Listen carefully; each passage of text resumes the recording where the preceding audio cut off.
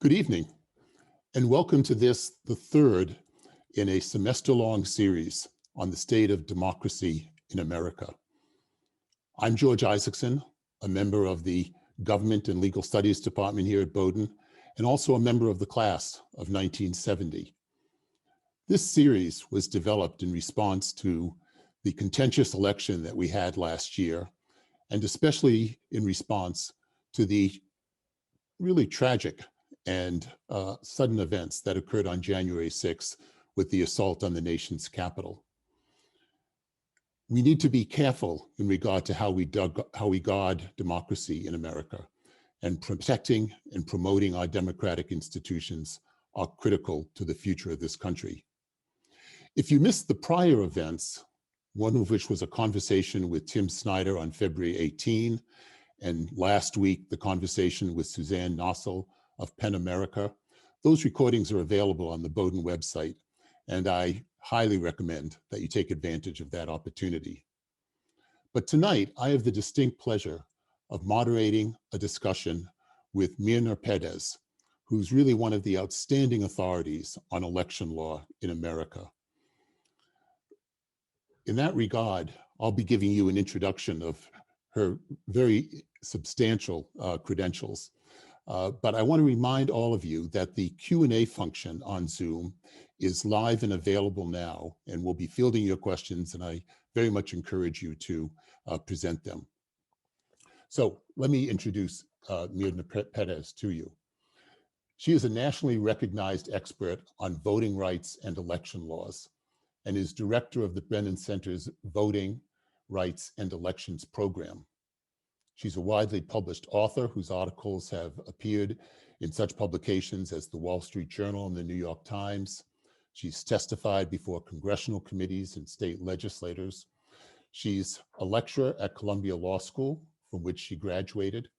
She clerked after law school for United States District Court in Philadelphia, and then for the Third Circuit Court of Appeals. She received an undergraduate degree from Yale University and a master's degree in public policy from the Harvard Kennedy School. And among her interesting experiences was serving as chair of the Election Law Committee of the City of New York Bar Association. Myrna, it's great to have you join us tonight. Thank you very much for being part of this series. I'm super excited to be here. Thank you. Great. I thought a good way of starting would be for you to describe to us how you got involved in the area of voting rights and election law, and also tell us a little bit about the Brennan Center. Thank you. I am a Mexican-American kid from Texas. I grew up in a traditional Mexican family, and I have spent a lot of my life asking questions about power. Why is it that people are able to influence their environment more than others? Why is it that some people have more than others? Why is it that some people can bounce back after challenges more than others? And I think in struggling and thinking through these questions, I came down to the idea of agency. Like, how were people able to live their lives in a public square in a way that got politicians to care about them, their communities, and their families? And amidst all of the ways in which I think our wonderful country has ways to improve, it is very obvious to me that none of that is going to happen. Nobody's personal preferences or agendas or goals or hopes or dreams for this country are going to be materialized if we don't have an effective and fair way to express those hopes and dreams and goals at the ballot box. So I know that there's a lot of students listening. If your jam is like environmental work, you're not going to meet your environmental agenda unless we have fair voting rules. If your issue is anti-hunger, We're not going to solve that unless we have fair voting rules. If your issue is access to health care, we're not going to get that done either unless we have fair voting rules. And so every day, I try to think about what are the ways in which we are not meeting the promise that we've made, that when you step into the ballot box, you will be free from racial discrimination in voting. And how can we do better? Because I think this is a wonderful country that has accomplished so much, but we don't always live up to our ideals. And I want to be part of the solution. So that's how I got into this work. I do want to tell folks about the Brennan Center. We are a nonpartisan, nonprofit law institute that's affiliated with NYU School of Law. And one of the things that I think is really cool about my job is that I have different ways of doing work. We have a very interdisciplinary mode of attacking challenges or getting things done. We spend a lot of time in courtrooms litigating. We spend a lot of time doing research that helps provide data and facts and evidence to really hard questions of the day. We spend a lot of our time working in state houses, trying to get things through state legislatures and in Congress right now. And we spend a lot of our time doing media work. As a civil rights lawyer, if I had been practicing 40 years ago, I would have spent a lot of time in church basements. I still spend a decent amount of time in church basements, or at least I did before COVID shuttered most of the churches.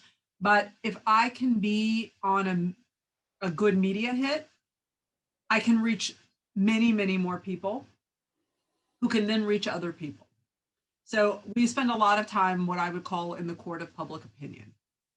And I think it is really exciting to be able to do this work because we're rooted in some of Justice Brennan's ideas. Like, so for those of you who have heard of Justice William Brennan, he made famous the idea of a living constitution, the idea of a constitution that was not static or frozen in time, but one that had to be evolving and dynamic in order to actualize its principles.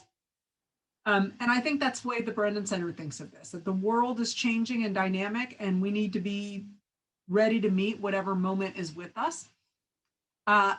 I especially want to share to the undergrads on watching that we take undergrad interns and we hire people right out of college. They get to spend 2 years working alongside lawyers trying to move policy. And as far as the undergrad interns go, I think we're one of the very few places in New York City that actually pay them. So if folks are interested in spending some time in New York City, if the Brennan Center sounds like a great place to you, I hope you'll look on our website and apply. We are right now looking for upcoming grads to start in the fall, and we are not quite, but close to being done with our hiring for term time interns for the summer. But if not this year, maybe in another year. But like, we really encourage kids and students who are interested in institutions and improving our institutions of power to consider us. So Myrna, we've just been through a national election like no other. It was filled with harsh rhetoric, multiple lawsuits, accusations of foreign interference. And despite that, we had a record turnout of voters, more than 2/3 of registered voters turning out. What kind of grade would you give America in connection with the last election? I would give us maybe a B. And let me explain why. Well, first of all, we had record-breaking turnout, but that was still in the 60s. And according to my Texas public school education, that's a D, right? So that's bringing down the average. But we accomplished so much in such a short period of time in the face of a once-in-a-century pandemic. I am a professional change maker. And I can tell you, we saw so much happen so rapidly. It was at a pace of unlike anything I've ever seen. Let's go through some of that. Let's think about what we as a country did. Well, we had 11 states expand their absentee voting systems in November 2020.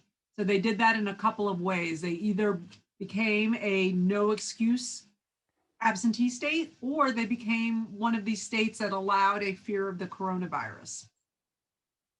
So in the end, we just had about 6 states, and only 6 states, that required an additional excuse beyond fear of the coronavirus in order to be able to vote by mail.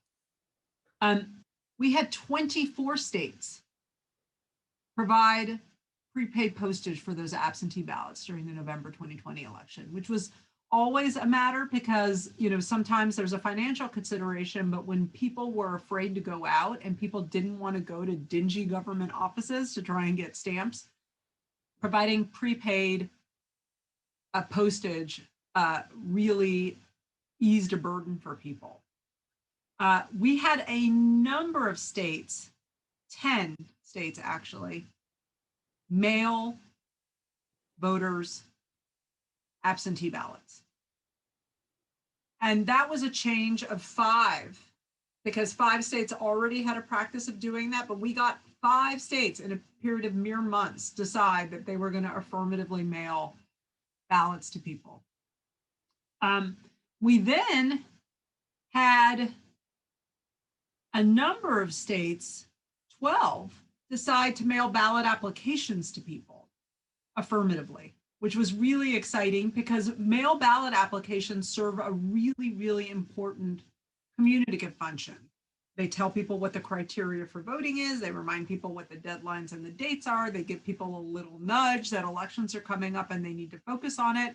And it just took one thing off of voters' plates at a very trying time.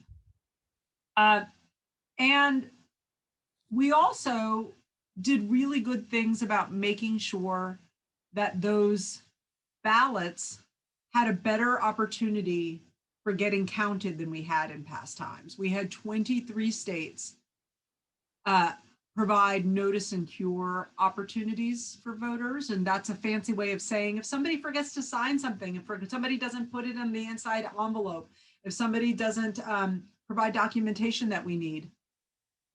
And 7 of those states provided new notice and cure policies. And again, for those of you who aren't in the business of election administration, this may seem very ho-hum. Of course they did it. But this was actually a tremendous amount of work and a tremendous amount of change happening in such a short period of time. It would not be strange for there to be between 2 and 5 pro-voter bills pass across the country in one legislative session.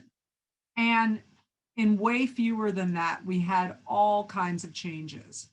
Another really important thing that we did was bring more people into the voting process. I heard every time I spoke of people saying that I signed up to be a poll worker, which is amazing, right? Like even in the middle of a pandemic, you had people willing to protect the polls and willing to make sure that a polling place stayed open for their neighbors by going and participating. And you know who it was? It was a lot of young people.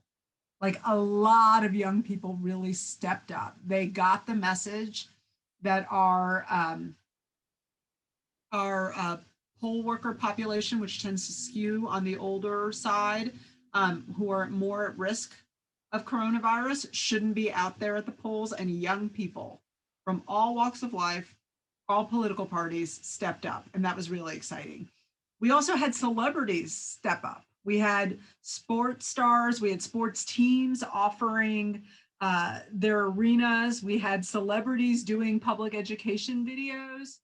We had a tremendous response from the business community who were literally filling in gaps that our Congress wasn't providing to make sure that election offices across the country had PPE like masks and pins and cleaning supplies. It was really remarkable. And so the reason I think we do better than a D, which is what the turnout was because there was so much participation, there was so much enthusiasm, and there was so much improvement over the status quo. And I think that's something we can feel really, really good about. We did have, unfortunately, some very real acts of voter suppression. I think one of the problems is it's very difficult to explain how, yes, the disasters that people were predicting didn't happen. So we should all feel good about that. But that doesn't mean that it went smooth. Like there were lots and lots of incidences of people using guns and trucks to block access to polling places, to intimidate voters. There was tons of disinformation and misinformation. And the difference is that misinformation is when somebody makes a mistake and gets something out there that confuses people. Disinformation is when somebody knows that it's wrong and they say it anyway because their intent is to confuse people. We saw a lot of that. So there's a lot of room for improvement. But I think a lot of us were really worried for a very long time that it was going to be a pretty big disaster. So do you think there were lessons that were learned from this recent experience? Absolutely. Absolutely. We had quite a number of lessons. I think the first one is that voters care about voting. Voters care about voting. About 2/3 of estimated eligible voters turned up. That's about 7% higher than in 2016. As you mentioned, it was the highest rate of turnout in a century. And they did so at a really trying time. And they gave up and they sacrificed for themselves and for their families. And I think that politicians should pay attention to just how much voters care about their right to vote. I think another big lesson is we cannot rely solely on vote by mail. I spent the first portion of the pandemic trying to convince white progressives that we needed to protect our polling places. And why? This was something that was just very foreign to people. People don't understand that not everybody has a mailbox and you put up a little flag and the post person comes every day and takes it and then gives you that. If you live in a giant apartment complex, anybody that has relatives in New York that live in big buildings in New York will tell you that there's like a radiator. And a lot of the mail gets shoved on the radiator because either people get busy or somebody's mailbox gets full. Not everybody has reliable mail service. Also, if you, for example, live on tribal lands, the way your tribe understands your address may not be the way that post office understands your address to be. We also have people that have language limitations. And under law, in certain places, you are entitled to poll workers who have language capacity. You can't get that kind of help over the mail. And then if you have a disability, you are also entitled to an autonomous and independent ballot.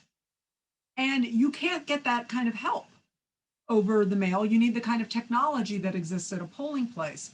So I had to spend a lot of time explaining to people that we could not just shove everybody to a vote by mail system, but instead we needed to do both. We both needed to have vote by mail access, but we also needed to make sure that everybody had safe in-person voting places. And that was before the post office started getting in scandal. And then once we started having the problems and the political fights that were happening with the post office, people started getting it. But we lost a lot of ground, I think, with just trying to explain to people that vote by mail needed to be available to everybody, but we needed to keep our polling places.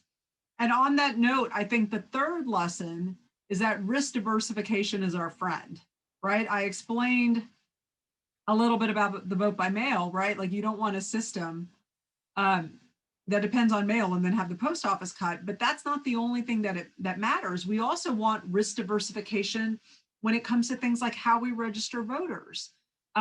Most people in this country get registered to vote by going to their local driver's license office. It's called the Bureau of Motor Vehicles in New York. I don't know what it's called in Maine. But when those are shuttered because of coronavirus, people are not going in and therefore they're not getting registered. And you know what else is happening? People are not walking around with clipboards at festivals or in the park or as you're going to the grocery store asking you, will you register to vote? So we, for a very long time, had a big registration gap. One way we could have diversified against that risk would be to have more online registration opportunities. If more states had online registration, if more states had same-day registration so that we didn't need to worry about it pre-election day and it could be dealt with on election day. If more states had automatic voter registration, which Maine will soon have, and you're registering people like every time they go to a public agency or a government office, then you don't need places like the DMV to do so much work. So again, I think risk diversification is our friend, is like the third big lesson. I think the fourth big lesson is we just need to invest more in our elections. Like we are the best democracy in the world, but we don't want to pay for it. We can't have a top flight election system when we are starving our election administrators. We need to have the resources to be able to be flexible when we deal with the crisis. Because like this year, it was the coronavirus, or last year it was the coronavirus, but in other years, it might be weather-related challenges, and in other years, it might be foreign cyber criminals trying to cripple our infrastructure. Our election system is so important to us. We need to be able to withstand whatever challenges the moment throws at us. And that means making sure that we have security plans, we have people that we can call out of reserve. We have machines and technology that are hardened against attack and that are in reserve. That means that someone physically has the time to come up with protocols, that if it's this crisis, they pull this folder off the shelf and execute it. And if it's that crisis, they pull that folder off the shelf.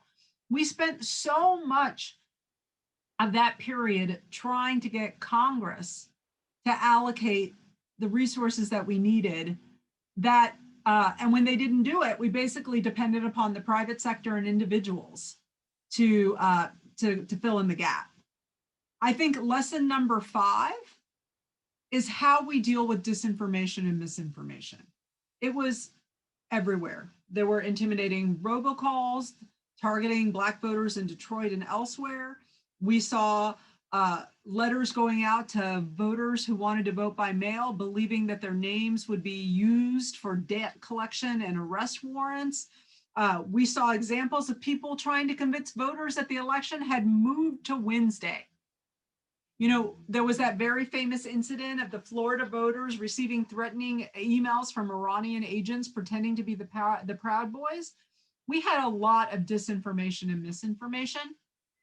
And so what I think it taught us was, how do you deal with this, right? Like, you know, just so you guys know, you don't spread it. If you see disinformation or misinformation, you only respond with correct information. You don't say, some people said the election was on Wednesday, it's actually on Tuesday. You don't do that. You just say, the correct information is the correct date of vote is Tuesday, the correct date of vote is Tuesday, whatever you've heard, the correct date of vote is Tuesday.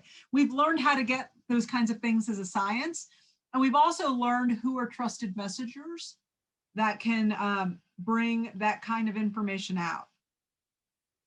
Another really big thing we learned, and is that we can't depend upon the courts to save us. There were 300 voting rights lawsuits filed in relation to the 2020 elections. They were in 43 states. The beginning were all mostly attempts to expand the access to the franchise.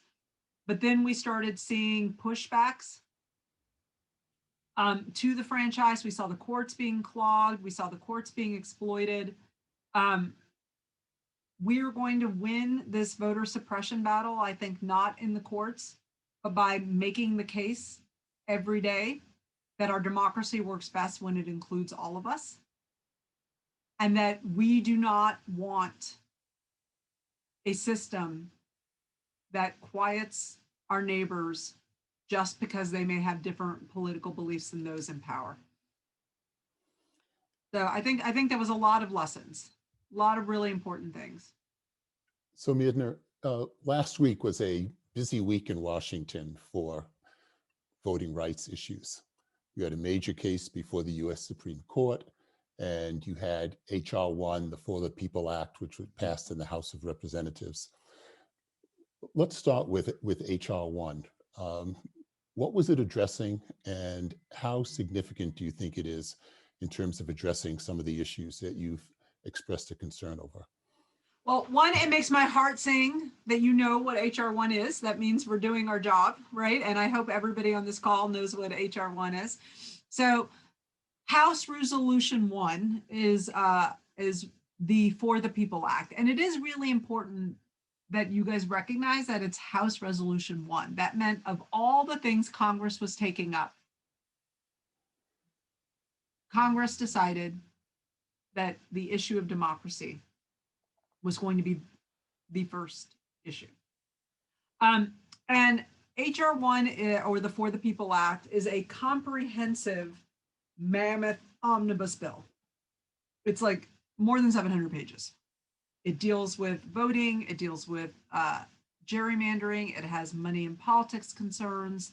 And what it tries to do is to look at all of the ways in which election administration problems have failed Americans, and to propose a solution to it, a solution that comes from best practices that we found in, so that it doesn't matter where you live, every American, at least in federal elections, would get the same baseline level of customer service from their election offices.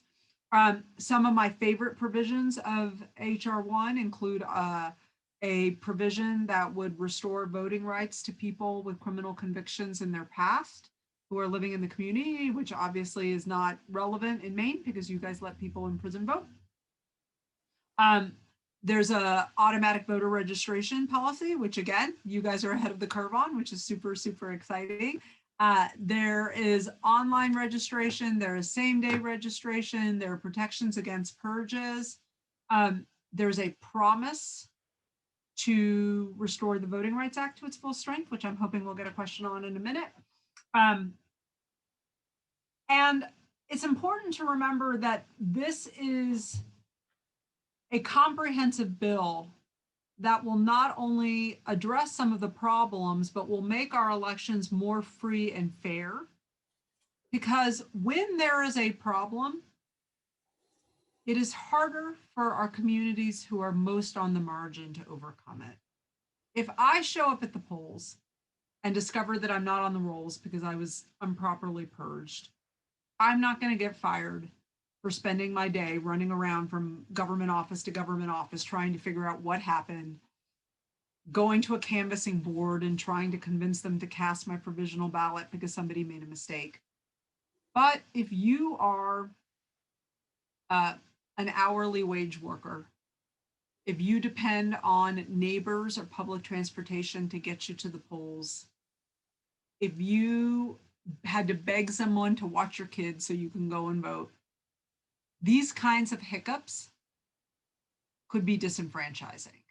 So while HR 1 like lifts up the floor for all of us, it's really going to provide protections for those who are least capable of surmounting administrative hassles and barriers. And that is like really important because those are the kinds of things that were needed if we really want our democracy to be robust and participatory and inclusive. So Myrna, you mentioned that you hoped you would get a question on the restoration of the Voting Rights Act. And I know you've been very involved with the John R. Lewis um, Voting Rights Act, named after the famous civil rights activist who died last July, a long-term congressman. Uh, can you take us back to the Shelby County versus Holder case and how the John R. Lewis legislation would address the results of that lawsuit? Sure. So Shelby County versus Holder is a Supreme Court decision in which the Supreme Court weakened what had then been the most effective and protective part of the 1965 Voting Rights Act. There is a provision of the Voting Rights Act called Section 5, or preclearance. It's a fancy way of saying that before an election change is allowed to go into effect, it needs to get prior authorization or preclearance from either a court or the DOJ that change was not going to make minority voters worse off, or was not enacted with the hope of making minority voters worse off. Preclearance had been in place for 50 years. A number of jurisdictions with the most egregious histories of racial discrimination in voting had been what we call covered by it. In other words, they had to abide by it. And the Shelby County decision said that the formula that Congress used to decide which jurisdictions had to comply with Section 5 of the Voting Rights Act, the preclearance provision, was out of date and therefore invalid. So we have preclearance on the books, but it's not working anywhere. Like, the best way to describe it would be like if you had this like really shiny, strong, beautiful car and it had to be on the lawn because somebody took the keys away and you couldn't get it going. So what happened when we didn't have preclearance? Well, Texas moved forward on the strictest photo ID law in the nation. North Carolina passed what was then known to be the most anti-voter piece of legislation the country had seen in decades. And we are still bearing the brunt of not having a functioning Section 5. And that's where the John Lewis Voting Rights Advancement Act comes in. It tries to restore the Voting Rights Act to its prior strength before Shelby County by doing 4 really important things. One, it comes up with a new formula for deciding which jurisdictions have to go through the preclearance process. 2, it looks at those practices, those ways of election functioning that have historically been exploited to make it harder for minority voters to be able to cast effective ballots, and says, if you're going to do one of those things, we want to pre-clear that too. It sets out federal observers, and it provides notice and waiting so that more voters are being informed before an election is taking place. It was passed by the House in 2019 and renamed after Mr. Lewis passed. I'd like to tell a story that I tell a lot about Mr. Lewis. Like, he was certainly a hero of mine and someone I got to work with, and I had the pleasure of meeting on more than one occasion. He grew up desperately poor. And he and his family, he was at his aunt's house and he was with his cousins. And they started getting afflicted with terrible weather. It was something approaching a tornado. They all rushed inside the house, and the house started lifting from the ground. So his aunt and his cousins, they took hands. And as one corner of the house lifted, they'd walk together until that corner got cemented again. As another part lifted, they would join hands and walk in that direction. That's in part why his second book is named Walking with the Wind. And I think that is such a beautiful and apt analogy for our country, where we can have incredibly powerful forces trying to rip our house, our country from its foundation. But if we join hands and walk in the same direction, that very modest people, even children, can keep the house affixed to its structure. They can save the house. And the best part of the story, I think, or the best part of the analogy, is that you don't have to save the house all at once. You just have to save a corner of it one at a time. And that will be enough. And I always think about that, and I hope the students and people who feel depressed or despondent about the state of the country think about that. You know, figure out who your people are, join hands with them, and walk in the direction you can at the corner that you can get to. And that'll be enough. And when you get that, move to the next corner. And I think that that is how we should be thinking about our democracy. It's an inspiring story. Myrna, you've described to us two very important pieces of legislation. What do you think the prospects are for their enactment? You know, I'm a civil rights lawyer, which means I engage in the magical thinking that if I work long enough and hard enough, I can bend the moral arc of the universe closer to justice. I wouldn't do the work if I didn't ultimately believe that change was possible and that it's better to have hope than to not have hope. I think neither of these bills are going to happen unless we make them happen. Neither of them are going to happen unless we make them happen. We're going to have to tell our politicians in a very clear voice that discrimination voting has no place in our elections and we want them to protect our right to vote. We're going to have to tell politicians in a very clear voice that we can do better and we should do better. We're America, for Pete's sake. Like, we need to have the best democracy in the world. I think we've got a problem of entrenched partisan interests. I think we have a problem of people who have anxiety over the browning of America and are using our political process as a way of giving themselves a job security plan. But I also think that, like, big organizing beats like big money every time.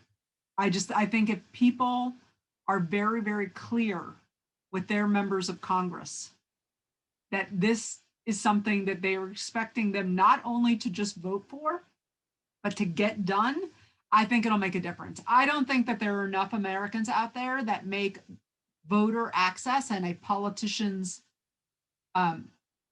policy on voter access enough of a voting issue. I mean, think what would happen if we all said, we're not voting for politicians that are trying to suppress the vote. We're not voting for politicians that are throwing their support behind policies that make our elections less free, less fair, less accessible. I think that that would bring about a bunch of change. There's a lot of talk about how we're going to overcome filibuster, and this is not something that people are being naive about. There's an entire mobilization plan, and it ranges from wholesale altering of the filibuster to making carve-outs for the ideas of democracy issues to recruiting across the aisle votes. Like, there's not an easy path to victory, but people can imagine one. And we're all certainly working as hard as if it were possible, because if we don't work that hard, it's not going to be possible. So I mentioned that it was a busy week in Washington last week, and a major voting rights case before the US Supreme Court.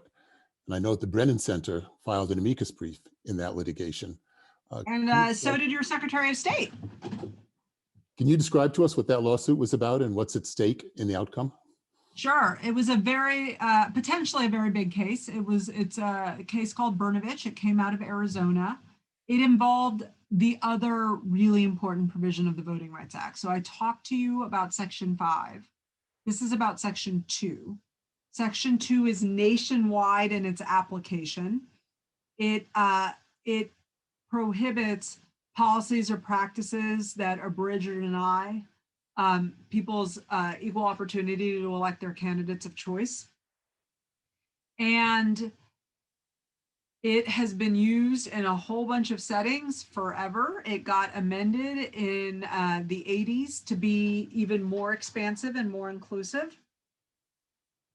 The state of Arizona had two policies that were being challenged. One of them is what they call an out of precinct policy, which my understanding is a little bit similar to something that may happen in Maine, which is if you vote in the wrong precinct, the entirety of your ballot is rejected, including votes for statewide office, including votes for president, neither of which matter which precinct you're going to. Like the local dog catcher, yeah, you want to be voting for someone you're eligible for.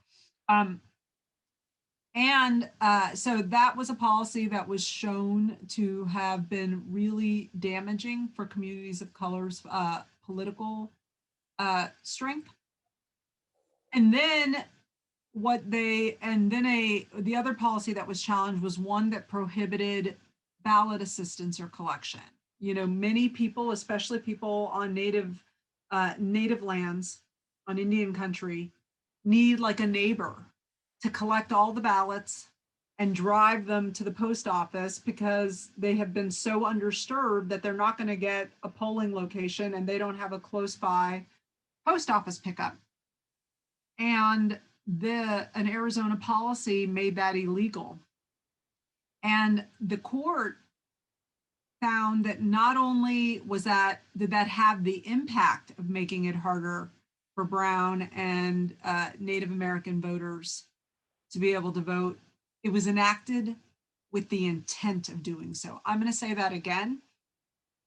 The Ninth Circuit en banc panel said that policy prohibiting ballot collection assistance was designed for the purpose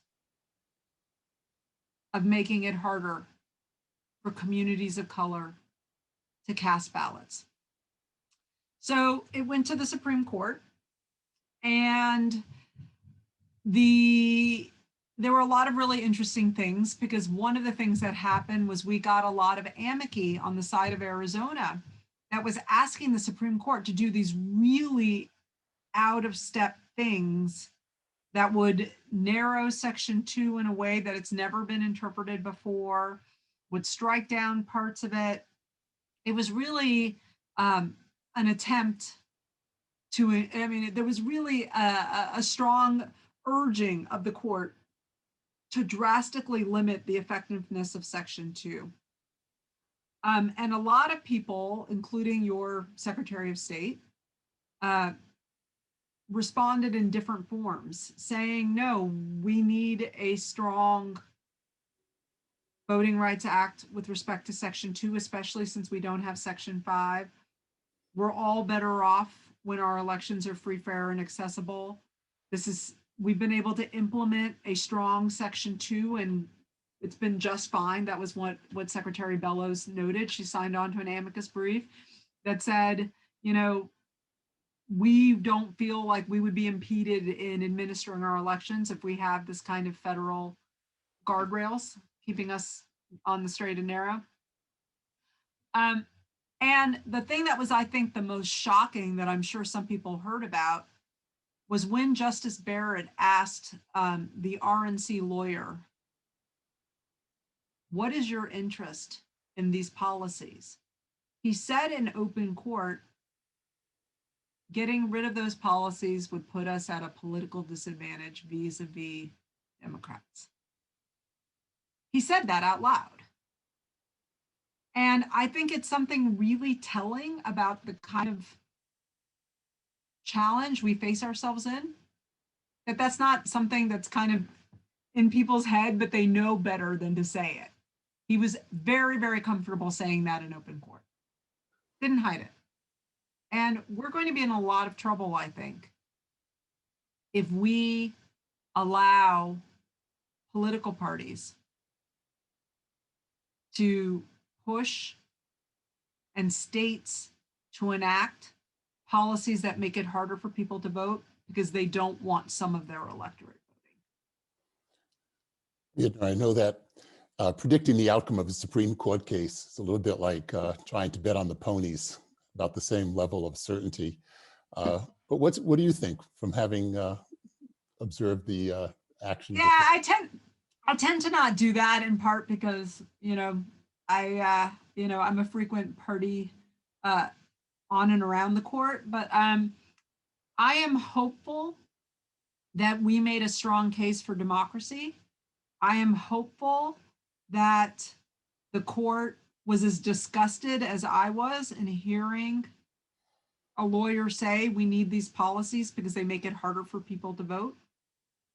And I am hopeful that the fringe ideas, the out of step outlier ideas aren't something that get traction.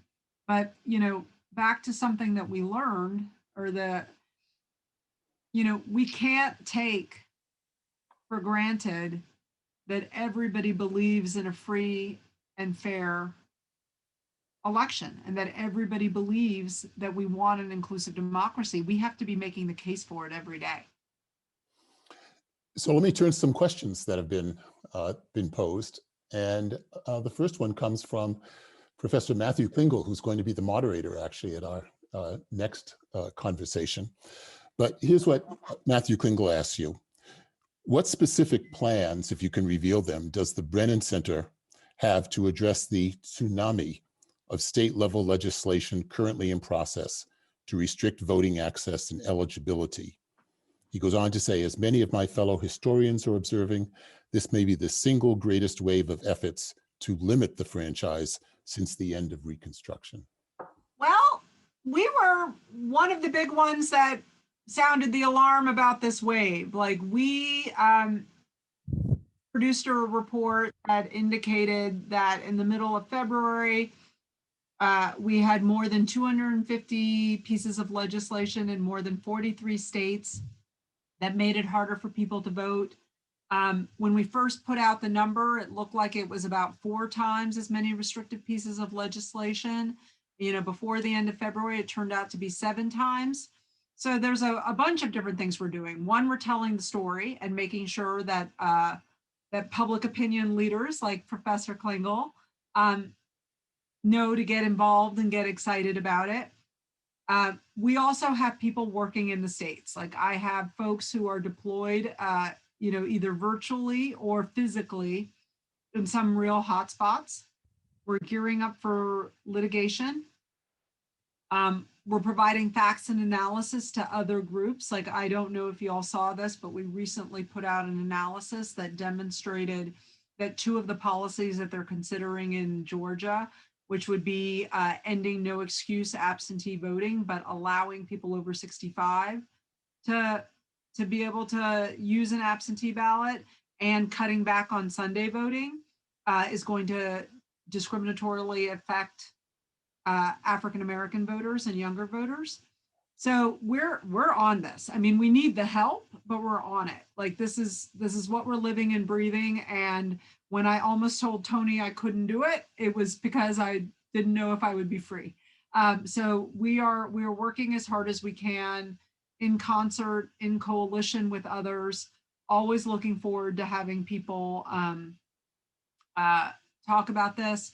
And I will make sure that both you, George, and you, Tony, have some of our resources so that you can see just how often we're working hard to get the message out. So here's a question from Bill Fickett. He asks, do you feel it is, quote, fair, close quote, that the state legislatures decide the election laws in each state as long as they do not violate the Constitution? So I think in that regard, the Constitution anticipates a high degree of deference to state legislatures in regard to election laws. I read it a little bit differently. I think the election clause gives Congress a high degree of authority when it comes to federal elections. Certainly some are reserved to the states. And then the states can not only not violate federal constitutional principles, they also have to abide by statutory principles of Congress when we're dealing with federal elections, which is where HR 1 comes in. So I don't know about fair or not fair. That's our system. And I believe that when courts are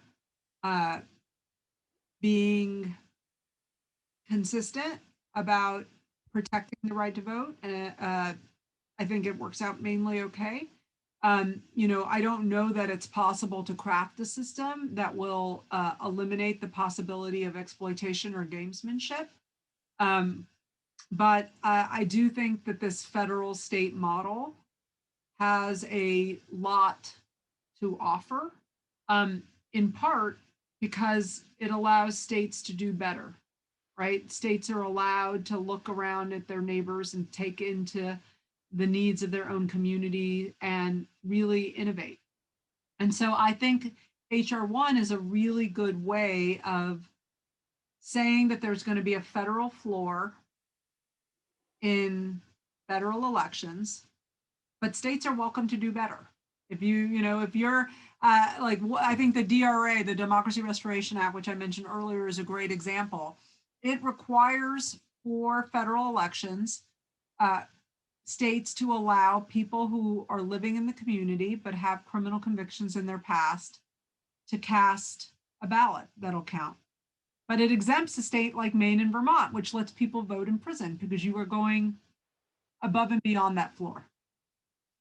So I think that that's a pretty decent way to thread the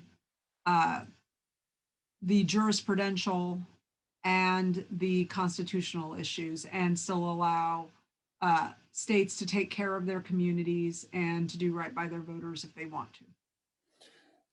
In regard to your comment on innovation at the state level, one of the innovations here in the state of Maine is ranked choice voting. Yes, I know. And the city of New York has recently adopted ranked choice voting as well. And there's a question on that is posed by Shannon Grimes to you. Do you think that's a positive innovation? Do you think it's an improvement in regard to how we conduct our elections? I think that it's a very localized inquiry. I think part of these and to be very clear, I have a great intellectual interest in alternate voting systems. That was actually my thesis in college, my senior thesis in college, and it was my graduating paper in grad school. So I have been following alternate systems like ranked choice voting and cumulative voting since I was, in my late teens. But I do think that it needs to be accompanied with a great deal of public education and lots of planning and testing to make sure that the materials are clear to low information voters. And I know that that did not happen as well as we had hoped in New York City, where folks who have language issues or were limited in their reading abilities and had not seen anything like what they were supposed to do with ranked choice voting before found it very, very confusing and very, very frustrating. So I think, a high-minded system is only as good as how it was implemented. And we need to be careful about thinking that we have a panacea because we have a system. We need to be remembering that the point of the system is to serve the people. And we need to make sure that we're closing the gap between the system and what the people need in order to be able to use it well. One of the provisions in the John R. Lewis, in the HR1 proposal is to have commissions determine congressional district boundaries. How problematic is gerrymandering today in regard to the composition of Congress? Well, the Brennan Center has produced a number of reports that indicate that we have some highly gerrymandered areas. Like there's always going to be some advantage to a statewide winner and you can't get perfect proportionality, not when you have rules regarding equipopulation and people live in concentrated areas and the like. But there are definitely some places where it is obvious that people are drawing lines to protect their jobs or to protect their parties. And that kind of defeats the whole point, because politicians should not be choosing their voters. Voters should be choosing their politicians. And so the hope is that commissions, by having by taking it outside of the hands of people who are so self-interested, would lead to better results. Again, this is a policy that we need to be working with others to make sure that we're not inadvertently diminishing very hard-won political power by communities of color who have figured out how to use the legislative process in a way that protects them. But it's certainly an important innovation, because we have a system that's not working very well in very many places. Congressional elections are based upon a winner-take-all system. Would you favor some form of proportional representation, so that in close elections you didn't have these majorities that sometimes gerrymandered districts? Yeah, I mean, you would have to do a lot to change the congressional system proportional representation. I mean, I think what we should be striving for is free and fair representation. We should be ensuring that we don't have distortions in the system. I think we should be looking at that at both a local level and a state level, where like folks are using, like in Maine, for ranked choice voting, which I would call some method of a proportional system. I'd certainly call it an alternate system with an eye toward proportionality.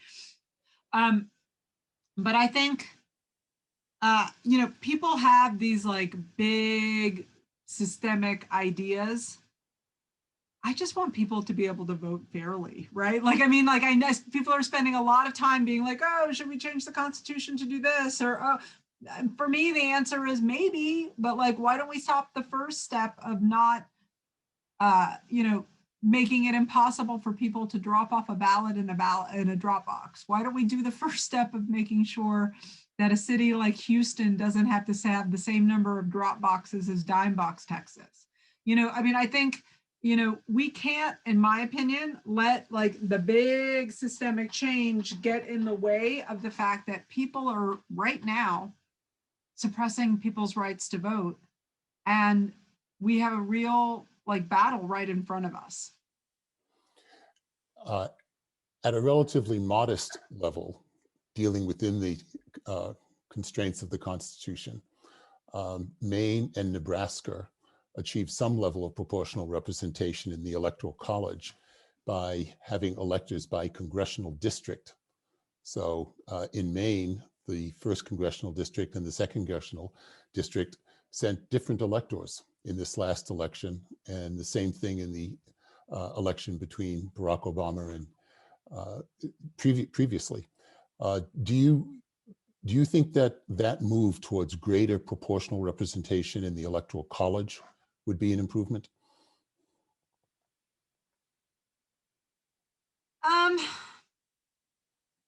There's a lot of different methods that folks are talking about with respect to the Electoral College, ranging from abolish it to putting limits on faithless electors to proportional representation. And again, I think systemic change that needs to be on the table, but I don't think we should forget some of the things that are going to go wrong this legislative session, right? Somebody in the questions pointed out that this legislative session across the country could undo some of the big gains that I mentioned happened at the top of our conversation. That's right, and that's what they're trying to do, right? Like there's definitely an attempt to roll back. People saw how many people were voting. People saw how many people of color were voting.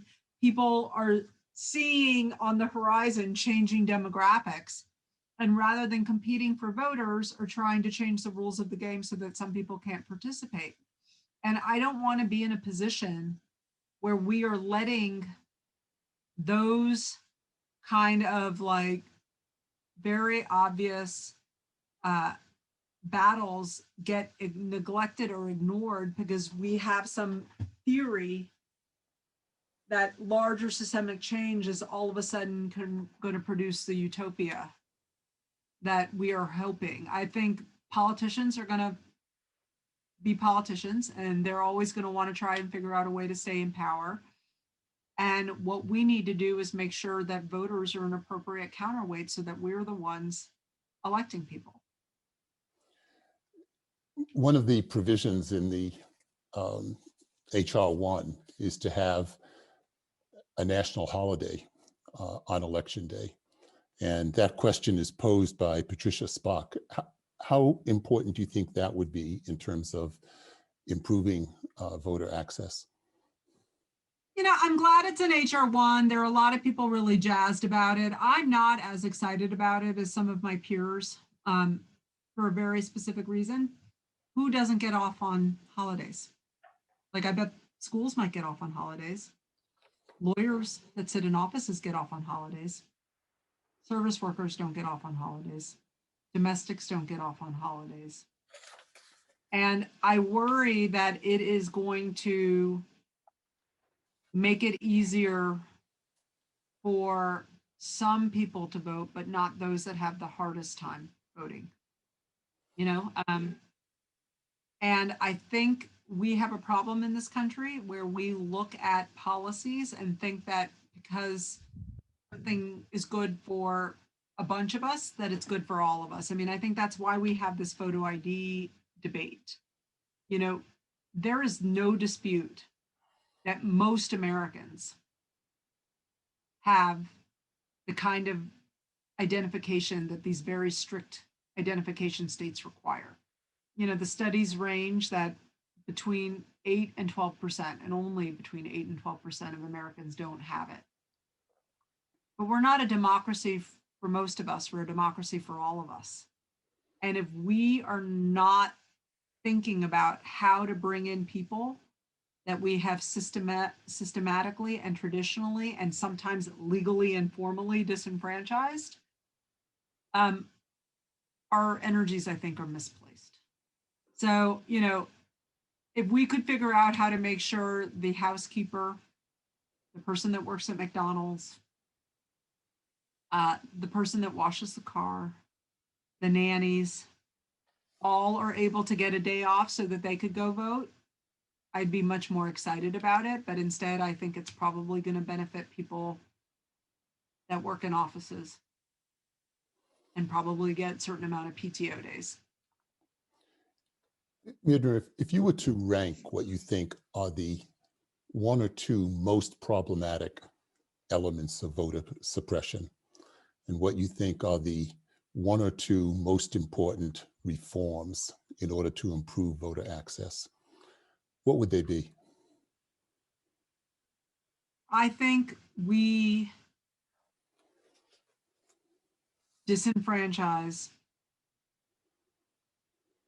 an obscene number of people who are living, working, and paying taxes in our community because they have a criminal conviction in their past. And I know that that sounds very foreign to Mainers because that's not your history or your legacy, but it's real. There are millions of people in this country who cannot vote because they have a past criminal conviction. And I'm not even talking about people who are inside.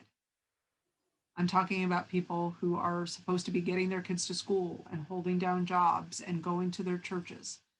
And I don't see how we can expect a successful reentry if we tell people that they are second-class citizens and that they don't even get to have a say in the policies that govern the most intimate aspects of their life, ranging from the quality of the food that they put in their body to what kind of school their kids go to. So I think our country's history of disenfranchising people with criminal convictions in their past is just a really embarrassing and shameful act of voter suppression. I also think the way we make it hard for people to know the ins and outs of registration is completely unnecessary and suppressive. I work phone lines and stuff on election day trying to troubleshoot, and I cannot tell you how many people call not knowing whether they're registered, not knowing whether they're supposed to vote, thinking that they're registered and being told by a poll worker they're not on the rolls. It doesn't need to be that way. We could have a system where every eligible American is registered to vote every time they interact with a government agency, unless they decide they don't want to be, of course. And again, that'll be law of the land in Maine very, very soon. So you guys are ahead on that. But I think the rest of the country needs to look to Maine for a lot of reasons, because there's a lot of catching up to do. Myrna, we have a question from Riley Loaiza, who says, how can we begin to organize in our own neighborhoods around voting rights and increasing voter access? I love that question. I love that question. One, make sure that your neighbors know what you know and that they understand the system. Make sure they know when to vote, how to vote, what they're supposed to be doing. Make sure that everybody in your social circle who's eligible to register to vote is registered and intends on voting. And then make sure that your elected leaders know that you really care about voting and that you're going to cast your ballot on how they advance the issues of voting rights. We need to make a politician's vote on a voting rights be a voting issue, right? Like too many people look at these other issues without realizing, as I mentioned earlier, that none of any of our other agendas are going to get made with any sort of durability if we all don't have the right to vote. So we began this conversation talking about what the experience was in the last election and what we learned from that experience. If you look forward and try to determine where we go from here, what do you think the future holds?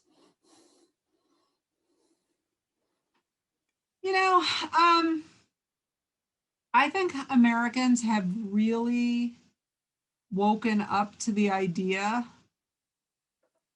that our vote is precious and fundamental, and that there are some politicians who don't want us voting.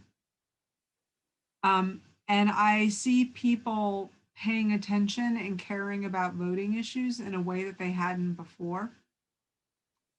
And I'm going to say something that I hope isn't controversial.